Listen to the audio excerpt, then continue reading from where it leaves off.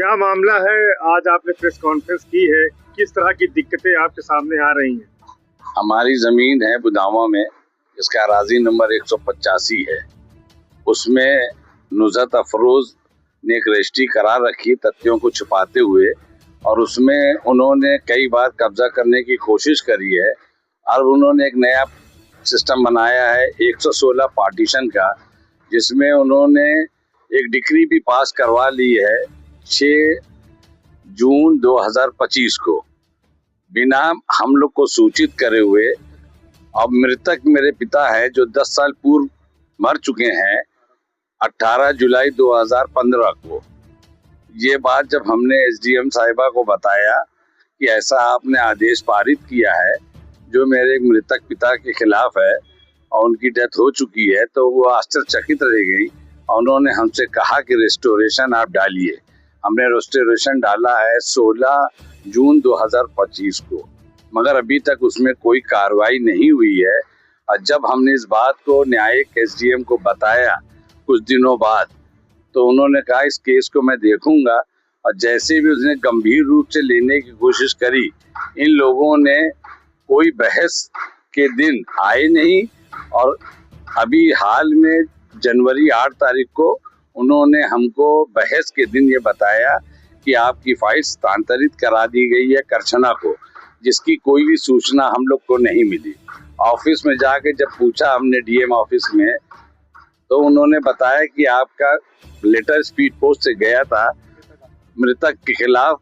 तो मैंने कहा मृतक के खिलाफ अगर आपने आदेश वो भेजा स्पीड पोस्ट, तो हमको तो मिला नहीं। तो उसकी मैं अभी पता कर रहा हूँ। हमने लेटर लिख दिया है प्रवरक को, और इस मामले में 3 जगह केस चल रहा है अभी ऑलरेडी। एक तो यहाँ चल रहा है डिस्ट्रिक्ट कोर्ट में, जिसका केस नंबर है 577 2018 में, cancellation of sale deed Nuzrat Afroz के अगेंस्ट। और टाइटल डीड की चल रही है के बोर्ड ऑफ रेवेन्यू में, जिसकी 22 तारीख को, जिसका केस नंबर है 278/2022। तो इतना होने पर भी हम 41-45 में हम मालिक भी हैं। हमने सब चीज का विवरण इनको डिटेल दिया है अपने ऑब्जेक्शन में। अभी तक कुछ हुआ नहीं है। अब इसमें हम क्या करें? हम दर दर भटक रहे हैं, लोगों से मिल रहे हैं। क्या मान रहे किसकी लापरवाही सामने आपको दिखाई पड़ रही है इस मामले में? राजस्व विभाग ने हमारी पहली बात, तो जब जमीन खरीद के हम लोगों ने ले लिया, तो एक अमल दरामद की रिपोर्ट गई थी 2006 में, जिसपे राजस्व ने उसकी एंट्री नहीं करी। अगर वो हमारे नाम से एंट्री कर देते तो ये फर्जी विरासत तथ्यों को छुपाते हुए ना आगे बढ़ता, न ये नौबत आती। और उसके बाद जब 116 का आदेश पारित हो गया, उसमें ऑब्जेक्शन लग गया, तो भी मृतक के खिलाफ कोई केस चलने योग्य ही नहीं है पूरे देश में। तो कैसे ये केस आगे बढ़ रहा है? और इसका ट्रांसफर भी हुआ तो मृतक के खिलाफ स्पीड पोस्ट से भेज भी दी गया, और उसका भी हमने अभी कंप्लेंट डालने की कोशिश कर रहे हैं। अभी हम रिकॉर्ड निकलवा रहे हैं वहां से, डाकघर से, कि किसको रिसीव हुआ है, किसको इन्होंने बीच में उठा लिया, कोई फ्रॉड इसमें भी किया है, क्योंकि इनका पूरा काम ही फ्रॉड का है। जितने भी कागज हैं सब उन्होंने उल्टे सीधे करे हैं।